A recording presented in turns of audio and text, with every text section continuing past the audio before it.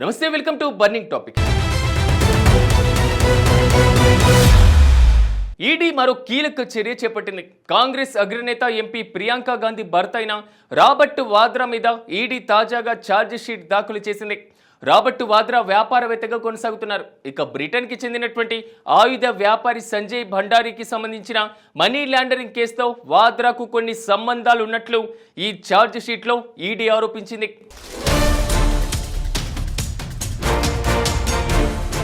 UK ఆయుధ వ్యాపారి సంజయ్ భండారీకి సంబంధించిన money laundering కేసులో కాంగ్రెస్ ఎంపీ ప్రియాంక గాంధీ భర్త వ్యాపారవేత్త రాబర్ట్ వాద్రాపై ఈడీ ఛార్జిషీట్ దాఖలు చేసింది.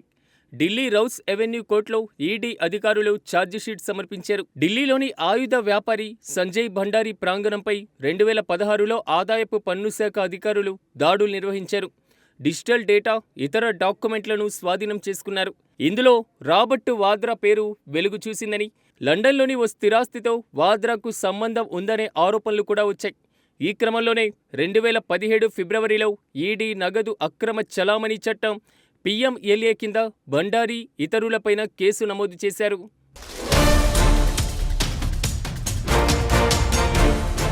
లండన్లోని స్థిరాస్తికి సంబంధించి భండారీతో పాటు వాద్రా సంబంధాలపైన ఎన్ఫోర్స్మెంట్ డైరెక్టరేట్ దర్యాప్తు చేస్తుంది.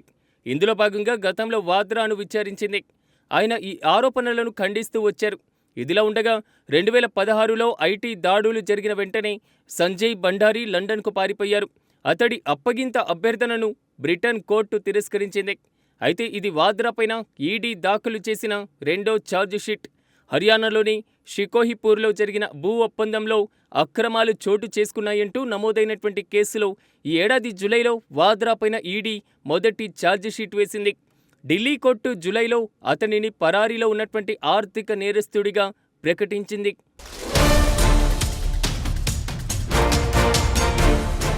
పంతొమ్మిది 1997లో నెహ్రూ గాంధీ కుటుంబంలో వివాహం తర్వాత వాద్రా వెలుగులోకి వచ్చినప్పటికీ భూ కబ్జాలు, వ్యాపార లావాదేవీల ఆరోపణలతో ఆయన నిరంతరం వార్తల్లో నిలిచారు. ఇత్తడి వస్తువులు మరియు కృత్రిమ ఆభరణాల కుటుంబ వ్యాపారులతో చేరడానికి ఆయన కళాశాలల చదువులోనే మధ్యలోనే మానేశారని చెబుతారు.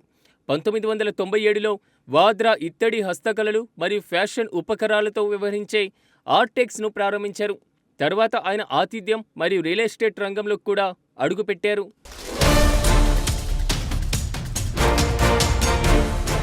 రాబర్ట్ వాద్రాపై మొత్తం 3 వేర్వేరు మనీ లాండరింగ్ కేసులు ఉన్నాయని ఈడీ ఆరోపిస్తుంది. వాటిలో 2 భూ లావాదేవీల్లో జరిగిన అవకతవకలకు సంబంధించినవిగా వార్తా నివేదికలు చెబుతున్నాయి. ఈ భూ లావాదేవీల ద్వారా వచ్చినటువంటి నిధులను యూకేకి చెందినటువంటి డిఫెన్స్ డీలర్ సంజయ్ భండారీకి లింక్ ఉన్నట్లు విదేశీ సంస్థల ద్వారా తరలించారా అనేటువంటి కోణంలో ఈడీ దర్యాప్తు కొనసాగుతుంది. వాద్రా ఈ వివాదాస్పదమైనటువంటి ఆర్థిక లావాదేవీలకు సహకరించారని, వాటి ద్వారా లబ్ధి పొందారని కూడా మీడియా నివేదికలు పేర్కొంటున్నాయి.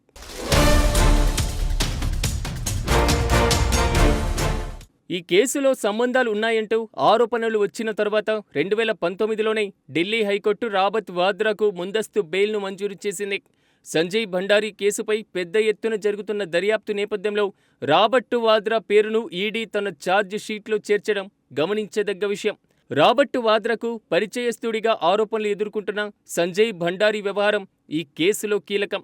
2016లో ఢిల్లీలోని భండారీ కార్యాలయాల్లో ఆదాయపు పన్ను శాఖ సోదాలు నిర్వహించిన వెంటనే ఆయన లండన్కు పారిపోయారు.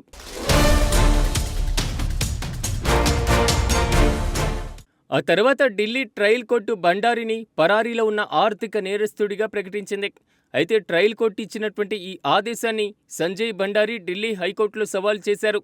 ఆగస్టు 2025లో ఫ్యూజిటివ్ ఎకనామిక్ అఫెండర్ చట్టం 2018 కింద ట్రయల్ కోర్టు నిర్ణయాన్ని సవాల్ చేస్తూ దాఖలైన పిటిషన్పై ఢిల్లీ హైకోర్టు తన తీర్పును రిజర్వ్ చేసింది. ఈ ఏడాది జులైలో రాబర్ట్ వాద్రా ఈడీ ఎదుట హాజరయ్యారు. మనీ లాండరింగ్ దర్యాప్తుకు సంబంధించిన prevention of money laundering act PMLA కింద వాద్రా వాగ్మూలాన్ని అధికారులు నమోదు చేశారు. మరోవైపు 2025 ఆగస్టు 2న హర్యానాలోని గురుగ్రామ్ జిల్లా సికోపూర్ గ్రామంలోని భూ లావాదేవీలకు సంబంధించిన మనీ లాండరింగ్ ఫిర్యాదులో రాబర్ట్ వాద్రా ఇతర నిందితులకు ఢిల్లీలోని రౌస్ ఎవెన్యూ కోర్టు నోటీసులు జారీ చేసింది.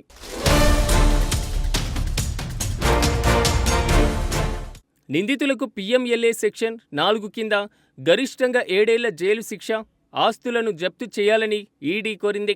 నేరం ద్వారా వచ్చినటువంటి ప్రత్యక్ష ఆదాయంగా గుర్తించబడిన ఆస్తులలో రాజస్థాన్లోని బికనీర్లోని భూమి, గురుగ్రామంలోని గురు ఎర్త్ సిటీ సెంటర్లోని యూనిట్లు, మెహలీలోని బెసెట్ బిజినెస్ టవర్లోని యూనిట్లు మరియు అహ్మదాబాద్లోని JN టౌన్షిప్లోని రెసిడెన్షియల్ యూనిట్లు ఉన్నాయని దర్యాప్తు సంస్థ తెలిపింది.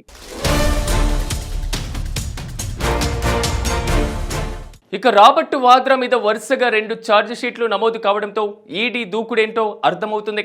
కాంగ్రెస్లో గాంధీల కుటుంబానికి చెందిన రాబర్ట్ వాద్రా కేసు విషయమైతే ఇప్పుడు చర్చనీయాంశంగా మారుతుంది.